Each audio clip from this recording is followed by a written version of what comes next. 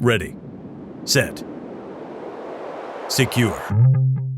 Hey everyone, thanks for joining us on our last series. On our next series, it's going to be presented by Hutch. He is a consulting services practice lead here at Set Solutions.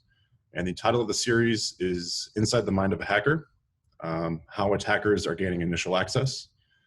Hutch, can you give us a quick rundown of what we're going to be covering on this series?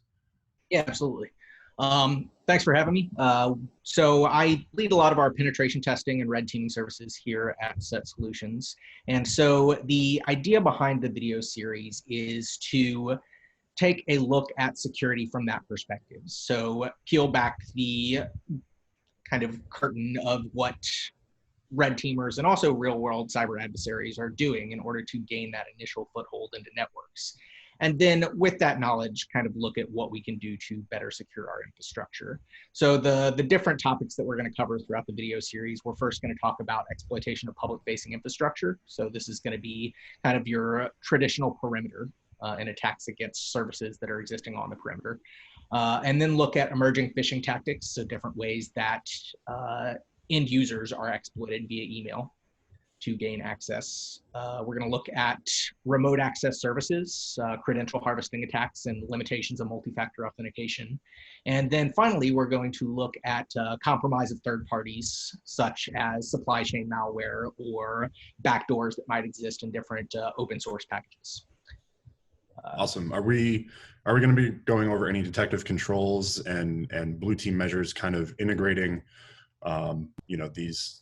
all these topics into a proper blue team program? Absolutely. So we're going to start each of the videos talking about the different attack techniques that are used by the cyber adversaries. And then within that context, we're going to then take a look at both preventative and detective controls. So ways that we can potentially prevent those attacks, and sometimes when that's not possible, because the reality is a lot of these attacks are done in a way that's sometimes referred to as living off the land, where the idea is that cyber adversaries will use legitimate protocols and legitimate communications in order to perform those attacks. And when those are the case, it sometimes becomes disruptive to actually prevent different techniques that attackers might use. But obviously in those cases, we also want to consider what we can do to detect and distinguish the malicious activity from the legitimate use of those same communication protocols. Also looking at the detective controls as well. Awesome. Are we going to be touching on the MITRE ATT&CK framework in the series? And if we are, can you give our audience a quick rundown of what we can expect? We are. So the inspiration behind the series actually was largely from the MITRE ATT&CK framework. I'm a big advocate of the framework. I think that it's really comprehensive. It's a really useful tool for organizations in order to baseline the effectiveness of their controls as they relate to different attack techniques that are used by cyber adversaries and also different malware that's being seen out in the world.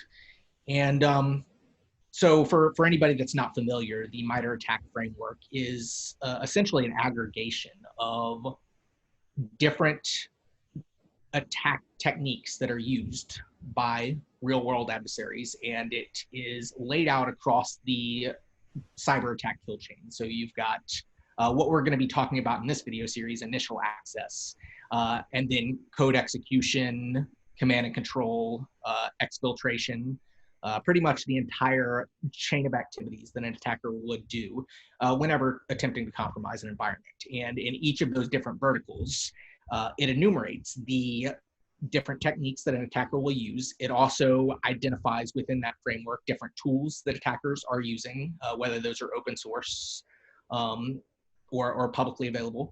And then it also makes reference to specific APTs, specific malware samples, and actual real world events where these different tactics have been used. So a great resource for anybody, whether on the red team or blue team side. Yeah, for sure. I'm excited to dig into all this and see the series for myself. Thanks for all the details. Is there anything else you want to add on to that? I think that's it. Looking forward to putting together the series, and yeah, I'm excited. Yeah, I'm excited to see it. Thanks everyone for tuning in, and we hope you enjoy the series. It should be fun and informative. So thank you, everybody.